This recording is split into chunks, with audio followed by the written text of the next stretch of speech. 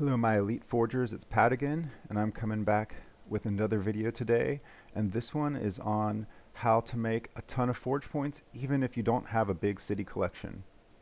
This is a topic that I've kind of been touching on a little bit in some of my other videos, and I've talked about in my comment section, especially in my previous video about the Cape Canaveral, and I've had a lot of people give me pushback and give me some hate about not having a small city collection and saying that that's slowing down player growth, and that if you don't have a big city collection, it's going to keep you from being able to progress in the game. So before I get into this specific topic, I want to show you what I did as kind of a credibility thing, right? I'm not going to give you a suggestion that doesn't match up. Now, what I have here is City Planner. I miss City Planner, and it stinks that Forge no longer allows City Planner to work. But I'm going to show you a couple of my cities just so you can see where I came from. All right, and I'm doing this not to impress you, but to impress upon you that this is an effective approach. Now, the first one I'm going to show you is this 11/16, 2017. So this is when I first got my arc, right? And if you look, you see here, this is a level 3 arc.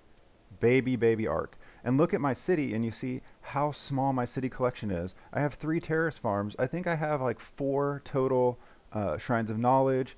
I've got a couple of Sacred Skywatches in there. But if just looking at this, my city collection is tiny. You look at my Hagia level 4. I didn't know better to have not put that in. So it kind of slowed me down some having to waste that space. You look here, my Castle Delmont, level 7.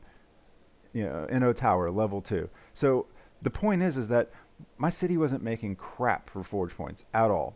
And then we're going to go a little bit down the line to prep for progressive, and this is February 18th, 2018. So that is almost exactly 3 months later. Sorry, the city is a disaster because I was planning some stuff, and I didn't know that you could put stuff out here in the middle, but or way out here off to the side, which is kind of a cool plan. But here, if I show you, my arc was level 77. And then the last one is here on March 7th. I don't have anything in between. You can see that the arc is level 80. Okay? And even here, at this point, if you look at my city collection, I've got a few terrace farms. I've got some Sacred Skywatches. But most of my city is actually barracks. And I made a few mistakes. I put in a Cape Canaveral. If I hadn't put that in, I would have been able to be level 80 sooner. I got my AO. It's only level 8, right? I got this Hagia, level 5. That's not even helping me. Just think how much better off I would have been if I had had something more useful in this space, like Shrines of Knowledge or Sacred Skywatch or whatever it is. And at the time that I was doing this, it wasn't so easy to get Shrines of Knowledge and all these other Forge Point producing buildings. Now, especially with all the events, with all the dailies weren't out yet. There just weren't as many ways. The settlements, right? Those are all ways that you can get Forge Point producing buildings so much faster than back in 2017 and the beginning of 2018. So here's what my point is.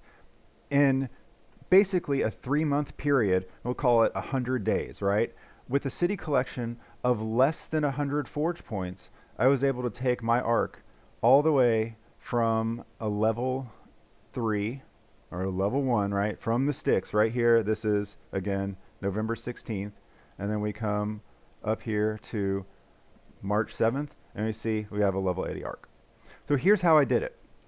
It's not about how big your city collection is. It's about how well you invest. And what you want to do is you want to go to your first of all, your neighborhood, and go through your neighborhood and check all of the buildings and see if there are investment opportunities. And one of the things that you can do, if you're on mobile, it can be, you can just kind of go through each really quick. But another option is, if you're on desktop, is you can have this really cool FOE helper, and it can give you an idea of what kind of investment opportunities there are. Now, I'm doing this in my Norsal world because it's not as developed, and I want to show you the type of player that you're looking for. What you're looking for as you're going through your neighborhood, as you're going through your guild, as you're going through your friends list, is you're looking for what I call self-levelers. And that's somebody who is literally just coming into their city collecting their forge points and dumping them on their buildings. And you find stuff like this where you pay 5 forge points, the reward is 5 forge points. Well, if you have an arc, you make forge points there. So some of these, let's see, this is a CDM, she got a little bit extra. Now, I know that on, let's see, I saw back over here, where's Ba? Look at this last level for Ba on his arc. Now this is an arc, right? Last place, or this one here, 6 forge points in, 5 forge points out. 20 in, 25 out, right?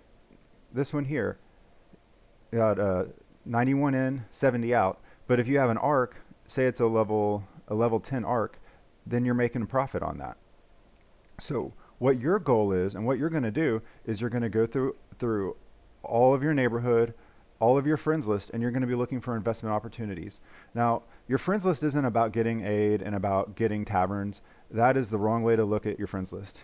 In my guild, we jokingly say friends are food, not friends, off of the Nemo thing, because you're going to get plenty of aid. You're going to get plenty of tavern visits regardless of who your friends are, as long as they're active and they're leveling their buildings. What you want to do is you want to pack your friends list completely full of people that are self-levelers, like the ones that I was just showing you there. This one's probably the same way. This is a guild where everyone in this guild is a secondary world. So look, see, this one's a really good investment. She put 70 in, she got 60 out. That's a really good deal. The other things that you might also be looking for are people who do swap threads. And usually that's once your arc starts to get a little bit bigger. Once you start getting into to that sweet spot where you're getting a 50% bonus or more, where people start doing swap threads and they leave a spot open where you can jump everybody and you can snag first place at a really huge profit. Those are the other types of people that you want to look for. So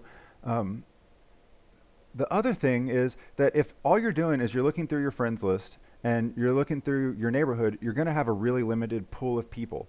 So what I found to be the fastest and most effective way to get to generate a ton of forge points and to find those friends to put on your friends list is to go guild hopping. And in my guild, we actually call it going for a walk. And what that basically means is that instead of just staying in the same guild indefinitely, you just go from guild to guild, right? And what you can do is if you see a player who is self-leveling, you can put a 1 forge point marker on their great building. And then when you go to the next guild, because you left that 1 forge point marker on their great building, you can still contribute. So then all you do is you come back into your great building list, and this one isn't a good example because this is secondary world I haven't really done this on. What you can do is you can go back through your through your great building list and look for opportunities where players have continued to self-pad until you can make a profit. And what you'll start to see is there's patterns where certain players, they don't have anybody who's really doing anything. See here, you can see this is back when I was starting a long time ago. You can see all these little 1 forge point opportunities here. And look, see, so I found somebody here who I thought was going to be a good person to invest off of, and it looks like they just quit playing the game. And that's really your big risk on doing this strategy, is that if they quit playing the game, then the fact that you locked their building, the fact that you added forge points, it's a little bit of a loss. But if you do this consistently, you can make up for it. And the way that we typically did it, or the way that I did it personally, is I would guild hop for a week, and then I would stay in my own guild for a week, and I would just snipe off of my great building list, and then I would go and I would hop again. And usually if you do it like that basically keeps you integrated with your own guild, but it's also giving you those investment opportunities as you go along. Because if you're just guild hopping constantly, a couple things will happen. First of all is you'll lose your mind because you don't have the personal connections that you have in guild. And second of all, the other downside is that you kind of hit a point where you've saturated the market. You've already tagged everything there is to tag, so there's not really any benefit in hopping any extra. So that's why we do 1 week on, 1 week off. Now, the other way that you can also generate a ton of forge points, if you're once your arc starts getting a little bit higher, once you start getting up into that 60% range, 70, 80% range, is you can start going for some of the bigger investment opportunities where you're trying to find, ooh, holy moly, where you're trying to find uh, great buildings that are in what we call the sweet spot. And what I mean by the sweet spot is that you've got these great buildings like the Arc, where starting around like level 30 and going to well after level 60, you can, as soon as the great building opens up, lock first place and make a profit. Now, if you catch somebody who's like a level 45 Arc and they just open it up and they're not on a 1.9 thread and they don't have guildmates to take that spot, you can pay half of what the level is and you will get 100-point return. And if your arc is level 80, you'll get almost 200 forge points for paying 50% on a level 40 arc. Now, a lot of that's also going to depend, how effective this process is going to depend on the maturity of your server. If you're on a old server where there's a ton of people with level 80 arcs, then and there's a lot of 1.9 threads, this isn't going to be a very viable strategy because everybody's going to have people taking places on their buildings. But if you're in like a newer world where there's not a ton of level 80 arcs and there's not a ton of people to take those places, then you are gonna just rake in the forge points because there's there's no competition. You're not having to fight as many people to take those places, and you're gonna be able to take them all day long. When I was kind of coming up, which would have been through about 2018 on my server, 1.9 threads were not very popular, and I was being able to snipe 5, 6, 7, 8 arcs a day, sometimes more. That's like getting 1,000 forge points a day just strictly from sniping. That's not even having anything to do with collection. Now, one way to find those types of buildings is you can go to, this is FOE stats, and you can come over here. If you just search for FOE stats, you can find this. And then you go to tools and you go to the Great Building Finder. I'll put a link to this in the description. Great Building Finder. Then you put your server. I'm US 10, no guild name. And then arcs are good buildings to do this on. And innovation towers are also really good buildings to do this on. You want to start at like a level 25. Not that you can necessarily start sniping that early, but because just to kind of see what's coming up. Sometimes it's good to catch these people before their arc hits the sweet spot. And then you can just find people who, here we go, Crimson the Red, those level 48, or Damaged 14, level 35. Go and look those people up in their in your world and see what's going on with them. Say, okay, I'm going to come here and look at this guy up. Let's check out his arc. Okay, so his arc is open, right? And he doesn't have anyone doing 1.9 for him. Like I can see right here, look, this is 50%. So if I were to be able to take this place, I'm going to pull out the calculator because it's easier to visualize. At a 90%, I would make a pretty healthy profit. It's not showing me because I'm not his friend. Let's see. Oh, yeah, here we go. I would make a 99 forge point profit on this building at 95%. At 85%, I'll make a 45 point profit. And then at my current level, at my current level, it's 99. At 90%, holy moly, I don't even understand what these calculations are. But for me, I'm making a 99% profit. That's a rate of 175. So if your arc is at least level, let's see, I guess that's approximately 55, you would be breaking even or making a profit on this. And that's actually double trouble for players because that starts to get you your metal expansions, which means you can put in more forge point producing buildings. All right. So this video has gone a little bit longer than I meant for it to, but I just really wanted to drive home the fact that making forge points isn't about how big your city collection is. You can see based on my city planner right there, going from here in November to here in March, level 3 to level 80, right? 100 days, 120 days, whatever you want to call it, adding other buildings on top of it, having a teeny tiny collection, right? It's all about how you invest your forge points.